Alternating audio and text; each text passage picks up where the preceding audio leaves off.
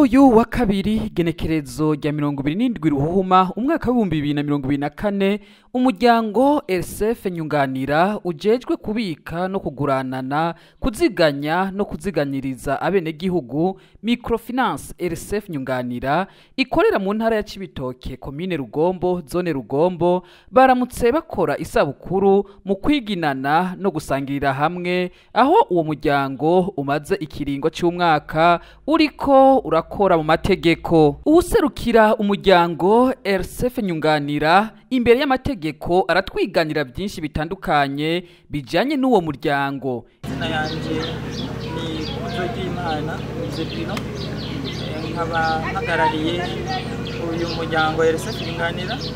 Twawise umuryango mu ntumbero yo kumvikanisha neza icyifuzo dufise ko dukunda kubona ikintu kigenda neza cyangwa kumvikana ko ari ubumwe iyo hajemo akamwana w'amahanga, hajemo akajambo k'umuryango, twumva yuko byumva wese cyumva yuko gusenyera ku mugozi umwe bishoboka. Niyo mpamvu twawise umuryango. Hanyuma jewe nkuko nemaze kubivuga mpagarariye uwo muryango, ariko kandi nishira hamwe association syndicale RCF Nyunganira mu ndome zose ni relational collaboration Nyunganira family, kuko ni umuryango w'abakorana nk'abafise icyo bapfana. Muri iyi ntumbero rero twateguye isabukuru y'umwaka uheze twemewe n'amategeko, dukorera ku mugaragaro, ariko kubaho k'uyu muryango haheze imyaka 3. Ubwa mbere ibikorwa twabikora ari kwiyungunganya ritaraba ishirahamwe, ari nk'umugwi gusa w'abantu bakeya bashingiye ku cyizere bamaze kwihweza icyateje imbere abandi, cyane cyane gushyira hamwe n'ubushobozi bw'igitigiri. Uko rero igitigiri cyagiye kwiyongera byabaye ngombwa ko tuba ishirahamwe. RCF Nyunganira ikora byinshi bitandukanye aho bafasha urwaruka mu mpano zabo zitandukanye, bakabafasha mu kubashigikiza uburyo bwo bafasha kugira batera imbere. Ariko nkuko mwamaze kubyumva ko ari ishirahamwe ridaharanira inyungu, ico ryari rishingiye ko ni icivugo cyaryo kivuga giti ubuzima sihiganwa ahubwo no gufashanya, kandi hatari icyizere nta buzima. Ni muri iyo ntumbero rero tumaze kwishira hamwe, umwe wese ku mpano yiwe, umwe wese ku bushobozi afise, twifuza gushyira ingufu zacu hamwe kugira ngo dushobore kubaka umuryango wo gufashanya. Muri uko gufashanya rero twarashoboye kugera ku bitari bike bitandukanye. Twariyubatse nk'ishirahamwe. Bwa mbere twari dushimike ku bikorwa bikorerwa ku ikoranabuhanga kuri internet. Bona yuko abatunzi bose bavuga ntibahari ku isi bagiye batezwa imbere n'ibikorwa by'ikoranabuhanga bivanye n'uko isi iriko yimuka, tuva muri monde classique kuja muri monde digital. Ishirahamwe Dangote Cement Limited, aho twinjiza isima ya Dangote, kandi yo muri ya ntumbero yo gufashanya tukaba duteganya guca tuyiha abanyamuryango bakadandaza ku giciro cyo kurangura, hanyuma bakaza baradusubiza ayo baranguye ko inyungu zikabizi wabo. Kuvuga ngo umunyamuryango yizewe, tuzoshaka conditions zishobora gutuma umuntu yizeyegwa, natwe tukumva yuko tumwizeye, ntazobura icyo akora ngo nuko yabuze umutahe.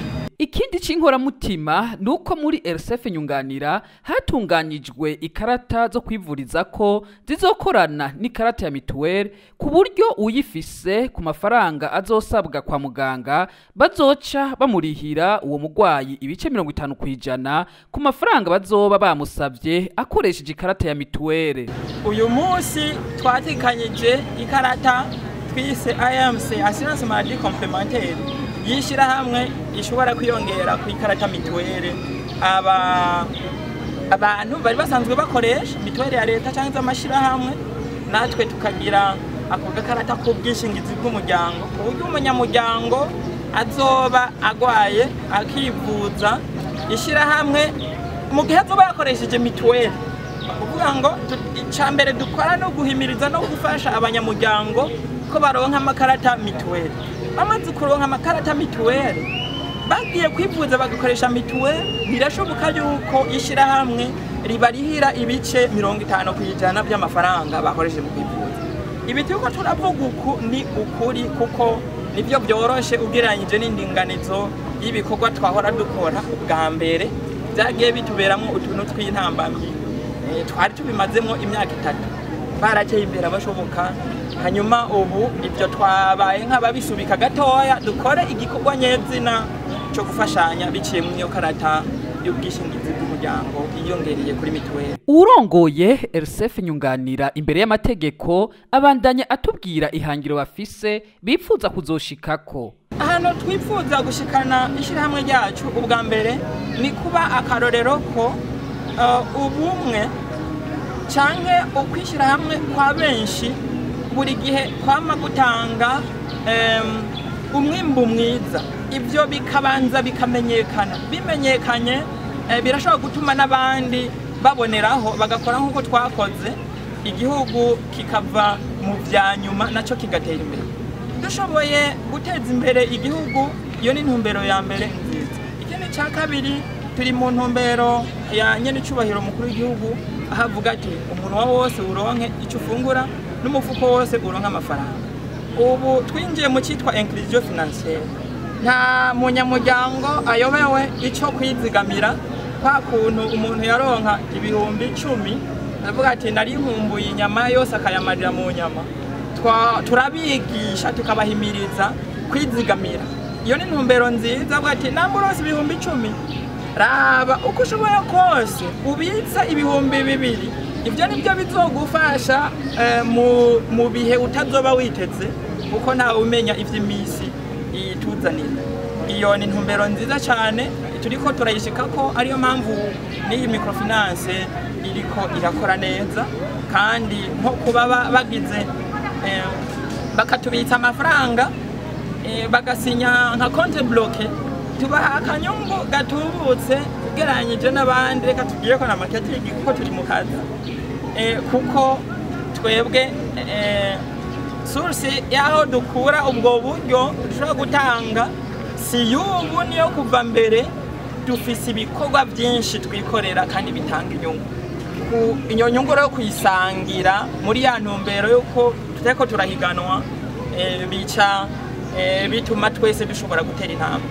Hanyuma iyindi ntumbero igira kabiri gatatu ni kuba twobona muri twebwe abanyamuryango n'abandi bo twiyunga ko nta mukene yo barimo muri kwa gufashanya. Tukanasaba leta n'ababijejwe badufashe muri intumbero yo gufashanya, baduhe imirima b'abantu 2,200 tubamobilize bose mu ntumbero yo kwitanga, bose batonde ku kivu. Ivyimbuwe twaramaze kubishikiriza si muri ya ntumbero yo kwikunda canke y'inyungu kuko ntiduharanira inyungu, tubifashishe baba banaho nikora. Leta muri ico gihe irashobora kudushikiriza bamwe muri banaho nikora aho dushobora kugenda natwe tugaterera intererano ivuye mu nguvu zacu, kuko ubwo bumwe bwacu bwaramaze gutanga resulta nziza. Turifuza ko leta yodushigikira ikaturonsa imirima natwe tukayirima, amafaranga turayafise. Nabo shima kudushigikira mu buryo bw'intererano bo bagize neza kuko ndazi ko turi mu ntumbero nziza. Hanyuma tumaze kuronka ico dufungura ico dufungurira abandi, igihugu mu byavugwa yuko kirimwe inzara turabe kuby'intererano yacu aho tukogishika. Mu kurangiza twamenyesha ko ivyo birori byari vyatewe iteka na buramatari w'intara ya Cibitoke, musitanteri wa komine Rugombo nabo bakorana umunyamabanga ntunganya bisata mu byajejwe harimwo akarangamutima mu mugambwe CNDD-FDD ari kumwe n'umunyamabanga w'imihari yose ikomoka ku mugambwe CNDD-FDD mu ntara yagutse ya Bujumbura n'umunyamabanga w'umugambwe CNDD-FDD muri komine yagutse ya Cibitoke ndetse n'abenegihugu benshi batandukanye.